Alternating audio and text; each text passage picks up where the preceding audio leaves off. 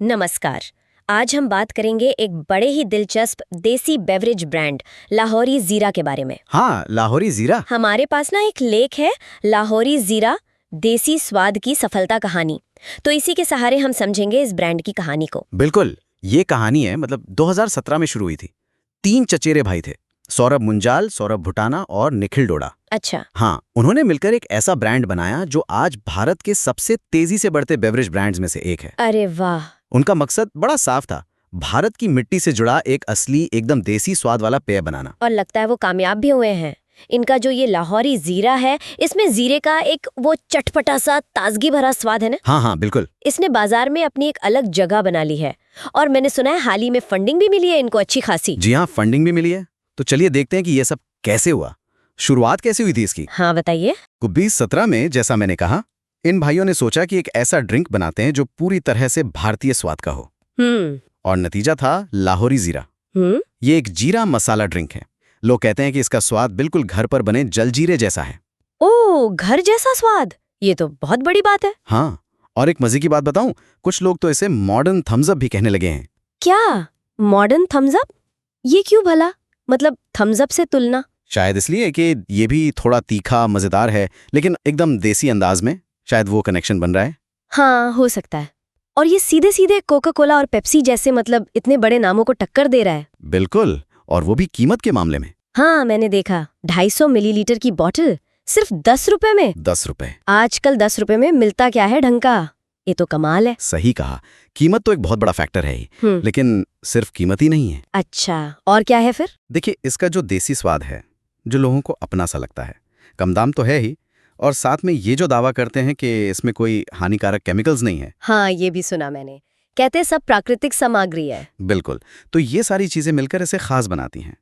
इसने बाजार में वो खाली जगह पहचानी जहां लोग सस्ता, भरोसेमंद और अपने से स्वाद वाला ड्रिंक ढूंढ रहे थे। समझ गई। अच्छा, और कंपनी का नाम क्या बताया आपने? आर्चियन फूड्स। हाँ, आर्चियन फूड्स प्राइवेट लिमिटेड, और ये ISO 9001-2008 सर्टिफाइड भी है। मतलब क्वालिटी का ध्यान रखते हैं। अच्छा, ये तो बढ़िया है। इनके प्लांट्स कहाँ है? अभी तो पंजाब और गुजरात में है, और अब एक नया प्लांट लगाने की मंजूरी भी मिली है उत्तर प्रदेश में, बाराबंकी में। अरे वाह, यूपी में भी? कितने का निवेश है ये? करीब 170 करोड़ रुपए का। काफी बड़ा निवेश है। हाँ, ये तो काफी बड़ा है। प्रोडक्शन कैपेसिटी कितनी है इनकी आजकल? मौजूदा क्षमता तो रोजाना लाखों बोतलों की है, शायद 50 लाख के आसपास, और लक्ष्य से और बढ़ाने का है, करीब 80 लाख बोतलें रोज। 50 लाख बोतलें रोज? जबरदस्त। हाँ, ये दिखाता है कि बाजार में मांग कितनी तेजी से बढ़ रही है। और ये इतनी तेजी से जो उत्पादन बढ़ा रहे हैं, इसका मतलब बाजार में मांग बहुत है और निवेशक भी भरोसा कर रहे होंगे, है ना?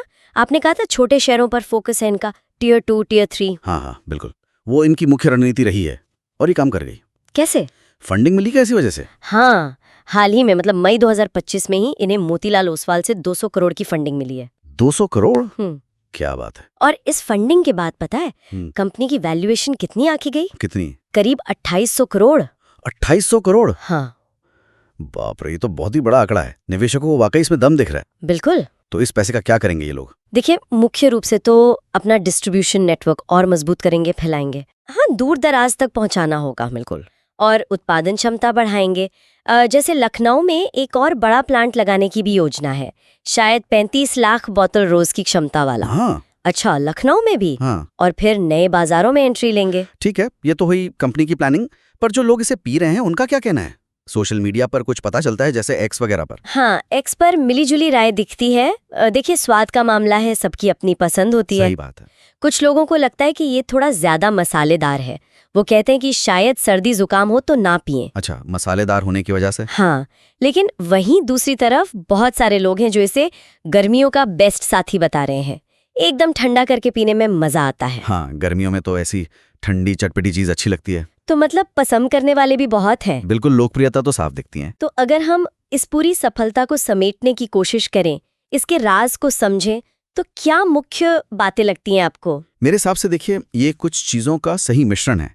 एक तो वो असली पहचाना हुआ देसी स्वाद। हाँ, वो अपनापन वाला कनेक्शन। बिल्कुल। दूसरा, कीमत। ऐसी कीमत जो हर कोई आसानी से दे सके। 10 रुपए वाली बात। हाँ, फिर वो प्राकृतिक सामग्री वाला दावा जो आजकल लोग बहुत देखते हैं। हाँ, हेल्थ को लेके लोग जागरूक हो गए हैं। सही कहा। और चौथा, वो छोटे शहरों के बाजार को सही तरह से समझना और उसे टारगेट करना। उन्होंने बाजार की नब्ज को पकड़ा, जहां बड़े ब्रांड शायद उतना ध्यान नहीं दे रहे थे। बिल्कुल सही। उन्होंने एक खाली जगह को पहचाना और उसे भर दिया, वो भी एक ऐसे प्रोडक्ट से जो लोगों को सांस्कृतिक रूप से भी अपना लगा। एकदम। तो संक्षेप में कहें तो लाहौरी जीरा ने अपने अनोखे देसी स्वाद और कम कीमत के दम पर बहुत तेजी से तरक्की की है।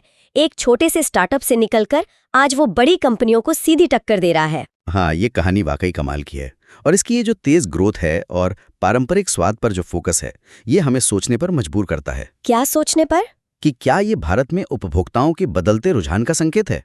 मतलब क्या लोग अब ग्लोबल ब्रांड्स के मुकाबले स्थानीय, देसी, अपने से लगने वाले प्रोडक्ट्स को ज्यादा तरजीह दे रहे हैं?